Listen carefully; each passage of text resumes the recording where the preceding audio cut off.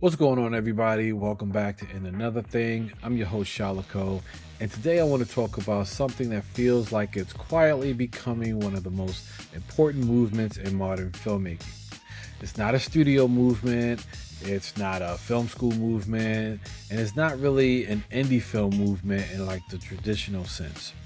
I'm talking about the rise of YouTube directors, YouTube filmmakers who didn't wait for Hollywood to open a door, they didn't wait for a studio to validate them, and they didn't wait for a festival programmer to discover them, and they didn't wait for someone to give them permission.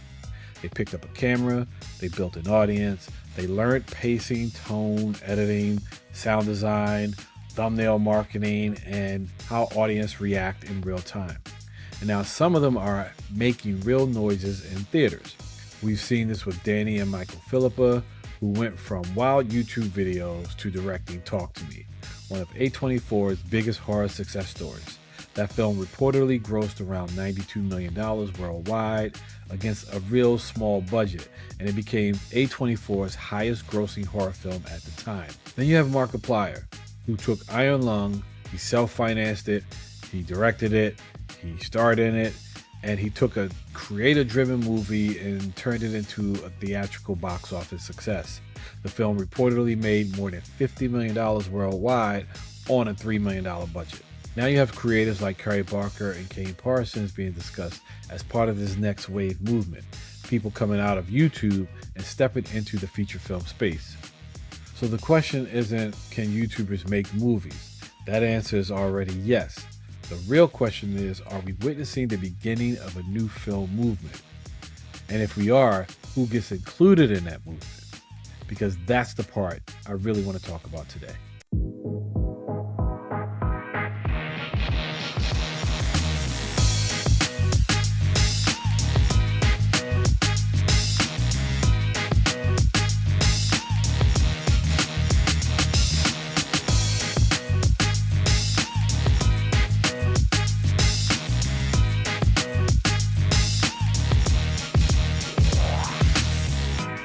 Now, before anybody acts like this is brand new, we have to put this into historical context. Hollywood has always been shaped by outsiders. Every generation has had some version of this movement that's happening now. In the 60s and the 70s, you had the film school generation. Scorsese, Spielberg, Coppola, Lucas, De Palma, filmmakers who came in with a different relationship to cinema. They had studied movies, they absorbed foreign films, they were obsessed over editing and camera language, and they helped create what we now call the new Hollywood era. But in the 80s and the 90s, you had the indie boom. You had Spike Lee, Steven Soderbergh, you had Robert Rodriguez, Quentin Tarantino, Julie Dash, John Singleton, filmmakers who either came from outside the studio system or pushed against it. Remember what Robert Rodriguez did with El Mariachi. That story became almost mythical. You make the movie cheap, you make it with what you have, you prove you can direct, and you let the industry catch up. Then in the 2000s and 2010s, the internet started becoming the new film school.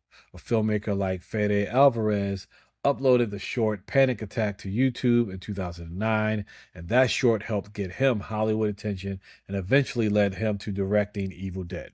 David F. Sandberg made the short Lights Out, which went viral online before becoming a feature film. That feature reportedly cost around $5 million and grossed about $150 million in theaters. Bo Burnham started as a teenage YouTube comedian, then later wrote and directed Eighth Grade, one of the most emotionally honest movies about growing up in the social media age. So the internet to Hollywood pipeline is not new, but what feels different now is this. These directors are not just using YouTube as a demo reel. They're using YouTube as a complete training ground. They are learning how audiences react.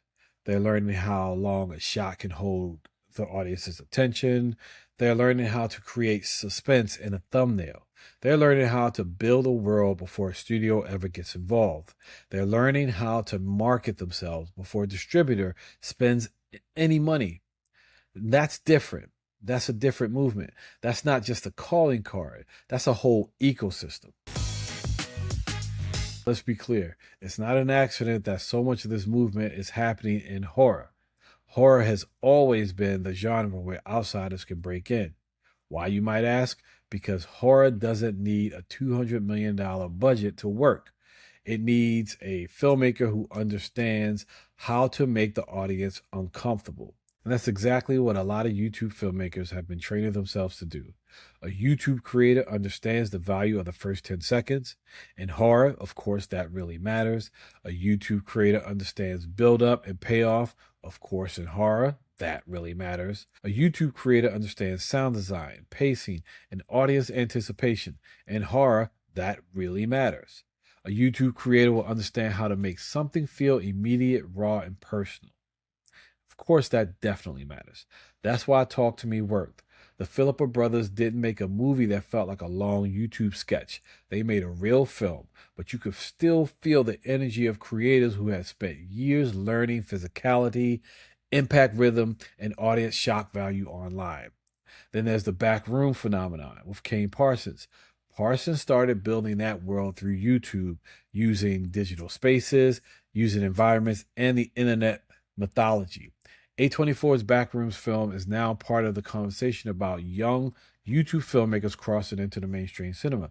That matters because the Backrooms is not a traditional IP in like the Marvel or DC sense. It's an internet folklore. It came from the culture of online images, shared imagination, and digital anxiety. That is very different from how Hollywood usually thinks about intellectual properties. So that is really where the major shift is happening. Here's what I respect about this wave. A lot of these filmmakers learn by doing. It's really simple as that. And as someone like myself who has worked in media and in film production for a long time, I can tell you there is no substitute for doing the work. You can read every book on filmmaking. You can watch every behind the scenes featurette. You can study every shot from a Spielberg, a Fincher, a Spike Lee, a Ava DuVernay, a John Singleton, a Coogler, a Nolan, a Scorsese. But at some point, you have to make something. You have to edit something. You have to fail. You have to put it out. And you have to really just hear what people have to say. Because sometimes they say this doesn't work. And then you have to make the next thing better. That's what YouTube gives filmmakers. That's the advantage that they give filmmakers. Instant feedback, sometimes brutal feedback, but it's feedback. And if you can survive that and you can grow from it, you develop a different kind of muscle. Traditional film school teaches theory, structure, history, and craft, which is cool. All of that is great. But YouTube teaches survival. It teaches consistency. It teaches audience instinct. It teaches you that a great idea means nothing if people don't click. But it also teaches you that clicks mean nothing if people don't stay. And that's where the real filmmakers separate themselves from the content machine. Making content and making cinema are not the same thing. You can break it down like this. Content fills time. Cinema creates memories. Content chases the algorithm. Cinema chases emotion. The best of these YouTube directors understand that the algorithm can get people to the door, but the movie still has to deliver. Now, Hollywood is definitely paying attention. After the success of Obsession and Backrooms, studios see what's happening. They see creators with built-in audiences. They see low-budget movies making real money. They see young filmmakers who understand online communities better than most studio marketing departments. But here's where it gets a little cautious and where I get a little cautious with it, because Hollywood has a bad habit of discovering something that's fresh and then they immediately try to turn it into a formula. They did it with indie films. They did it with comic book movies. They did it with cinematic universes. Look at Marvel. Look at DC. They did it with prestige TV. And they can absolutely do it with YouTube filmmakers. The danger is that studios start saying, find me a YouTuber with 10 million subscribers, instead of saying, find me a filmmaker with something to say. Those are not always the same things. A large following does not automatically mean someone can direct actors. It does not automatically mean someone understands story structure. It does not automatically mean that someone can sustain tone for 90 minutes. It definitely does not mean they have a cinematic point of view. But when the talent is real, when a person has craft, when the online work is not just popularity, but proof of voice, then yes, Hollywood should pay attention because this is where a lot of new energy is actually coming from. Now, let's talk about the part that matters to me beyond just the box office. If this is a new movement, then we need to ask who gets to be a part of it. Because the promise of YouTube has always been access. Anybody could upload, anybody could build, anybody could create. But we also know the reality is a little bit more complicated than just that. Access to a camera is not the same as access to resources. Access to a platform is not the same as access to visibility. And being talented online does not mean the industry will see you the same way it sees someone else. So when we talk about YouTube directors breaking into Hollywood, I hope this movement does not become another space where only certain creators are treated as visionaries. I want to see Black filmmakers, Black YouTube filmmakers get those calls. I want to see Latino filmmakers get those calls. I want to see Asian filmmakers, Indigenous, women, queer, disabled filmmakers get those calls. All these people from different communities and different economic backgrounds, they need to get seen as more than just content creators. Because there are people online right now making shorts, sketches, horror pieces, sci-fi, comedy, animation, fan films, and people who absolutely have the skill to direct features. They may not have the biggest subscriber count. They may not have the cleanest industry packaging. They may not already be living in Los Angeles, New York, and even in Atlanta, but they do have a voice. And voice is what cinema needs. The industry cannot say we found the future of YouTube, then only look in one corner of YouTube. That, to me, would be a big missed opportunity. Because the most exciting thing about this movement, to me, is not just that YouTubers can become directors. The most exciting thing is that filmmaking talent may be hiding in plain sight in someone's community that Hollywood has historically ignored. That's where the next movement could really become more powerful. When I look at this movement, I don't just see YouTubers making movies. Because I lived it, it reminds me of the old indie boom. Because back then, filmmakers used whatever they had. 16 millimeter film, 8 millimeter film, credit cards. They used friends as actors. They used their friends' homes as locations, local crews, which was usually more of their friends, asked for a lot of favors. But more importantly, they had the passion. Today it's a different tools, but it really is the same spirit. Because today, people are using their phones, the DSLRs, a lot of these LED lights and Da Vinci's and Premiere and all of these things. Technology changed, but the hunger is still the same. And that's why I think this could become something bigger than just a trend. The old indie movement was about proving you didn't need a studio to make something meaningful, to make something that connected with people. This new movement is about proving you don't need permission to build an audience for your voice. And that's powerful. But for it to become a real movement, it has to evolve. It can't just be the horror stories. It can't just be the young white male creators. It can't just be internet IP. And it just can't be this person has a lot of followers, like I said before, so we should give them a movie. It has to grow into a real creative pipeline. And I mean, I would love to see that. I don't know if it'll happen, but I would love to see it. Because if you can imagine a world where studios are scouting short films on YouTube the way they scouted on Sundance. Imagine if a Black sci-fi filmmaker from Atlanta builds a world online and gets backed for a feature. And then you can imagine if a Latino horror creator creates a ghost story rooted in family history and folklore, and the studio sees the audience response and says, let's make this properly. I can go on and on because to me, that's the promise. That's the direction we are going in. It's not just about new directors. It's about finding new perspectives. But I also think we have to be honest. Not every YouTube filmmaker is going to translate to features. And that's okay because filmmaking is hard. Feature filmmaking is hard. It demands a whole lot. You got to know that the movie theater audience is giving you something different than an online viewer.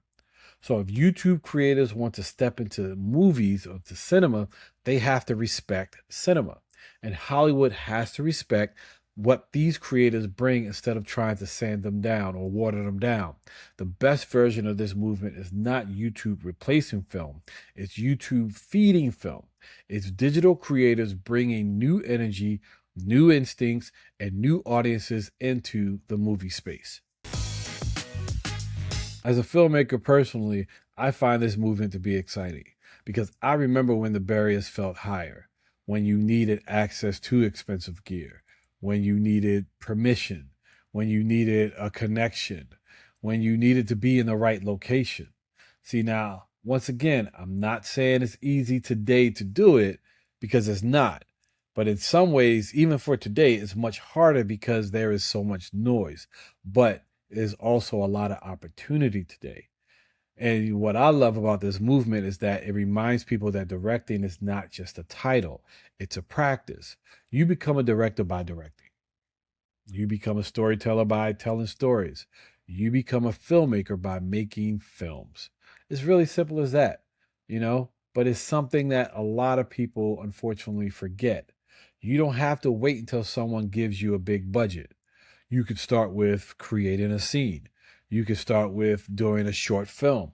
You could start with creating a proof of concept or start having conversations with people and start creating or figuring out what the mood is for a certain story you want to tell, you know?